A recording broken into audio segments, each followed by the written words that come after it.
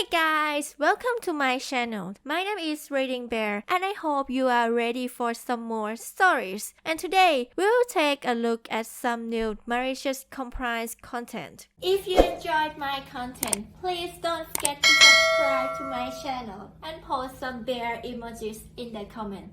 And now, let's dive right into the stories. First one is titled, I expect this parking situation to be solved immediately without additional emails or text messages.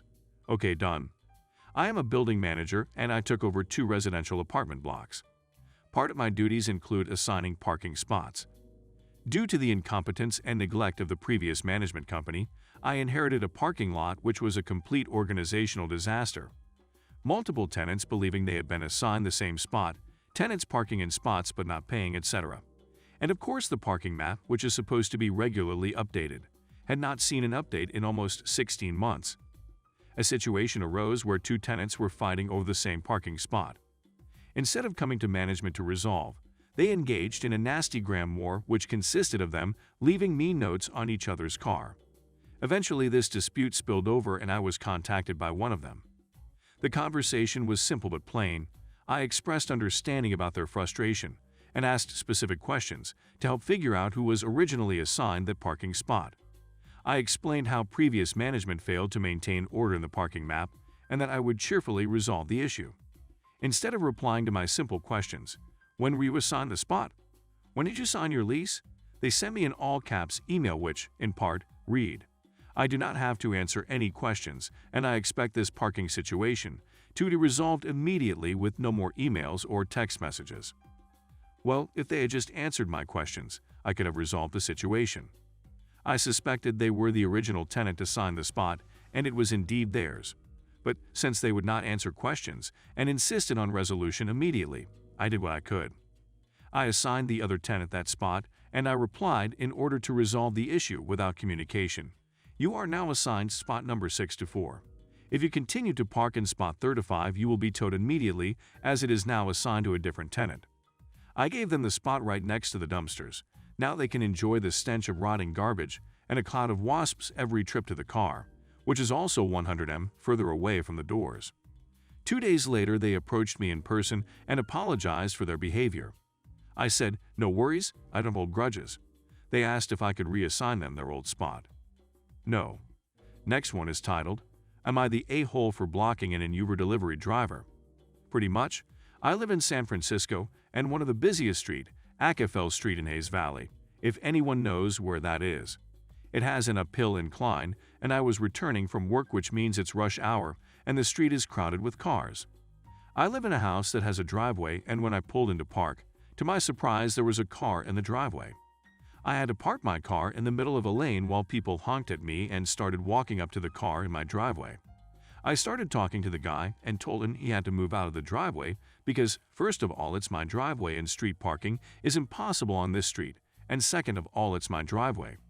He pretty much said he's waiting for a person to pick up their meal and didn't want to find street parking.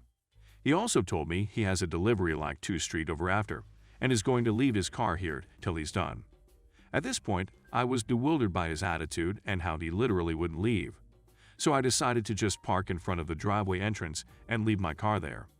Then he started screaming at me to move my car because I was blocking his car, and I replied with, you're gonna have to wait until I do errands or leave for work tomorrow. He started to call the police on me for blocking my own driveway law. I know it's in butthole move, but I think it's pretty justified. Edit 1. I didn't think y'all wanted an update afterwards, but pretty much he called the cops on me, but this was around 5-6 p.m.ish. And it was not emergency call during traffic hour, so the guy was stuck in my driveway till like 8 p.m. The cops asked me to move my car and I replied with only if he get towed or a ticket cause he really had the audacity to pull this crap. Then the cops talked to him and he ended up, I think, getting a ticket. And he was finally gone by like 9 p.m. Yes, he was stuck in my driveway for a good 4 hours. I hope he enjoyed the extra $900 I pay for this spot. That's literally the reason I got so mad. The Bay Area prices are insane, and it's a large part of my check to park here. Edit 2. Since some people are worried about the fine cost, it's about $128 for the ticket. Yes, it's a lot of money. Could have been avoided if he listens to me, and also if he literally called cops on himself. Also, as in Edit 1, I pay a lot more for that parking space. I have dealt with drivers in the past using my parking spot to drop off deliveries, and they are usually polite and understanding. This man was on something. It was really just his attitude and audacity. Next one is titled, Lady Pays Extra to Use a Competitor's Expired Coupon for Auto Repair. So, this happened to me a few days ago at my dealer. For context, I'm a service advisor at a large domestic brand dealer in one of Texas' largest cities. This customer came in because her truck was pulling hard to the left and needed an oil change. I told her it might need an alignment, but I would have one of my tech look at it to see if nothing else was wrong. A few hours later, I call her and tell her that everything looked fine, but the alignment was out of spec and the tech was recommending one. She asks how much and I tell her our alignments are $119.95 for cars and light trucks, plus the oil change. I can hear her sigh over the phone and says, "You guys are too expensive. This is why I hate dealing with dealerships. There's got to be a coupon or something for me." Midge, this was her first time visiting the dealer. No previous history or nothing. I tell her, "Ma'am, at this moment, we are not running any promotions, but let me see what I can do for you." I place the call on hold for about a minute. You know, for suspense exclamation. Well, I'll pick up the line again and tell her, I spoke with my supervisor and we can use an internal coupon to discount the alignment to $79.95. She says, "That's it." I say, "Yes, that's what we can do today," and stay quiet. She says, "Okay, go ahead and do it." Fast forward a few hours, she comes in to pick up the truck and hands me a coupon from another dealer, saying Mother's Day special, full synthetic oil and filter exchange with tire rotation and 2/4 wheel alignment for $189. I looking it over and also noticed it had expired a few days prior. I tell her, "Ma'am, this is from another store and it's also expired." She says, "I spoke to someone earlier and they told me I could use it and that the expiration doesn't matter because it's not your coupon." I asked her who did she spoke to, but she couldn't give me a name, of course. While I'm looking at this spectacular flyer, I realize that the price is more expensive than my bill. Our service for her vehicle is $74.95 and plus the alignment at $79.95, she would be at just over $150.00. I try to get a word across to let her know about this, and as soon as I say, "But ma'am, you total is L," she cuts me off and says, "Either you take this coupon or get me a manager. I'm not paying you expensive price, you guys are thieves." I say, "Ma'am, I already discounted your alignment to $79.95. Your coupon is used less. It will be M." Again, she cuts me off and starts yelling, saying, "Somebody on the phone said I could use this coupon and I will, and I'm done with you." I smile and say, "Okay, you are the customer." I proceed to adjust the ticket and change the price to make the total $189.99 plus tax, ma'am, cash or card. I charged her card with a smile and said, "Here are your keys, ma'am. Have wonderfully day." She stomped out of the door and peeled off. My boss then comes to me and asks, I heard the yelling. What was she mad about? After I explained what had happened, he could stop laughing. It's been the joke on the service drive for almost a week now. Next one is titled, Jerk Gambler Mocks My Grandma for Playing the Penny Machines. Walks away with nothing. This happened around 15 years ago. I'm only remembering it because my grandmother brought it up in a laugh a while back. During a summer in the mid-2000s, my grandparents were traveling around to dig up rocks that they cut, polish, and sell. In one of their favorite stops along the way, there was a small desert town with a casino, and my grandmother really liked to play the penny machines there. She was more in it for the fun than the money. While at the casino, my grandmother was playing the penny machines, a tall man in a cowboy hat that looked mid-30s or so came walking in, and then plopped himself down at the $5 machines. He was carrying thousands in cash, and he kept looking at my grandmother and saying that only a real gambler plays the more expensive machines, because the higher the bet, the higher the payout. Then he kept smugly talking aloud about how much money he was putting in the machines and how much money he was sure he was going to make. Well, an hour or so goes by and the jerk has lost a ton of cash at the machine. I mean thousands of dollars. So he begrudgingly switched to the $1 machines, and sometime after that switched to the quarter machines, then the nickel machines, and alas, even the penny machines, he lost it all. And all the while my grandmother was passively playing her penny machine. The jerk then openly said that the machines were rigged. Then he stomped out while yelling that he'd be back to get back the money he'd lost. I don't know if he ever came back because my grandparents were out of that town by morning. But the funny thing was that my grandma, after playing the penny machines for a few hours, that day had actually walked out with about $30 more that she'd won. Next one is titled, "They're all the same, just grab me one." I'm a parts manager at a dealership that sells, among other things, parts for small engines. Think mowers, generators, snowblowers, etc.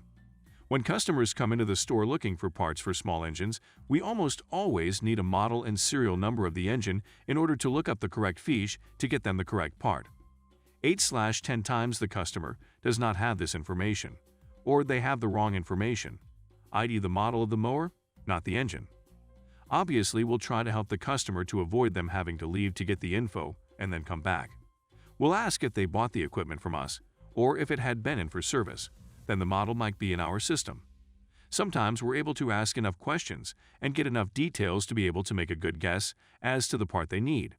Sometimes there is nothing we can do and the customer has to go back to get the model number. When you ask for the model and serial number, most of the customers are understanding, but sometimes they utter the worst 5 words you can say to a parts person.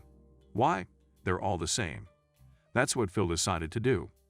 Phil, a 50-year-old, chip on his shoulder, contractor type, storms up to the counter and says he needs a carburetor for a water pump. Do you have the model and serial number? Phil huffs, why? They're all the same.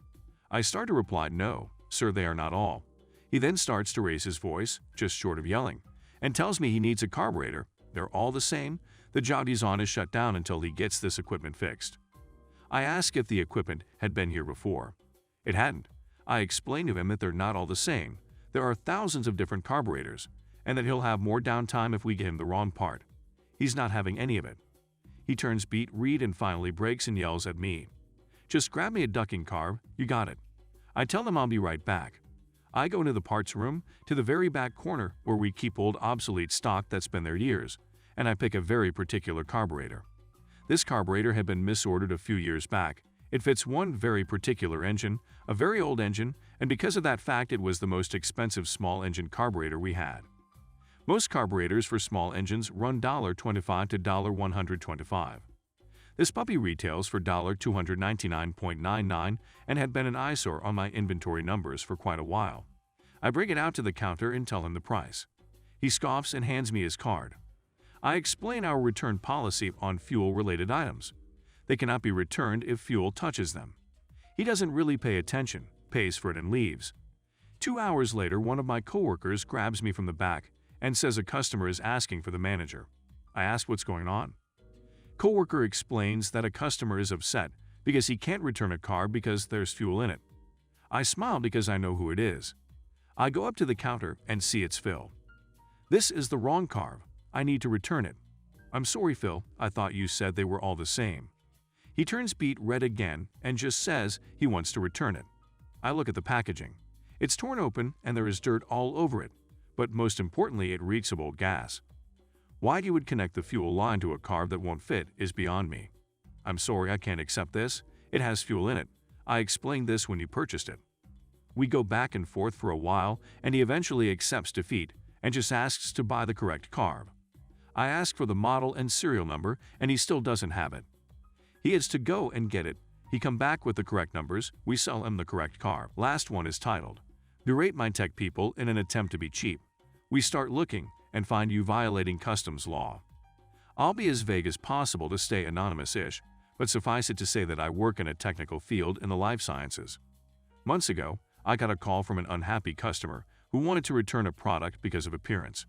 Now, they were well outside the return window, but I referred them my tech people to A, hopefully fix the problem, and B, potentially replace/refund their product. Well, it turns out there's nothing wrong with the product, and there are procedures in the instructions for what to do. The customer was not happy they could not just return for refund, so they kept calling the tech people, one after the other, looking for the result they wanted. Eventually, they rudely berated 3 of my 4 techs, to the point that the techs reported it to me.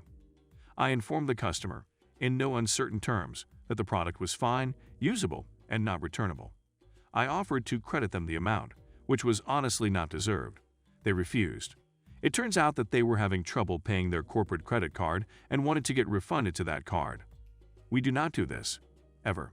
Keep in mind that this would mean they would keep the product, yet somehow get their money back. Fast forward a few months, and I no longer cover this territory. New guy tells me about them, and I let him know they've been very rude to our people and have a history of acting shady to avoid payment. During our digging, the customer lets slip that their customers in Central America will not be pleased. Record scratch. Hold up. We do not allow our customers to resell without permission, and we definitely do not allow them to ship internationally. These are biologicals, so we must know that who we're selling to won't be using them in a bad way. Then reselling to foreign agents potentially, okay, almost certainly, violates customs rules, skirts international distribution agreements we have, and we avoid these things like the plague. It happens occasionally, particularly in certain port cities, but we discontinue sales to anyone we find is doing this and report them to customs officials. I'm not a lawyer, so I don't pretend to know our obligations. I just know that we do not allow these transactions if we find out about them. So now they've insulted our employees, tried to get out of paying, and they've let it slip that they are violating our rules plus customs laws. They no longer can do business with us, and they're being reported to customs officials for likely breaking customs law. It is likely that none of this would have happened if they hadn't been a pain in the butt about payments and hadn't insulted my colleagues. Thanks for listening.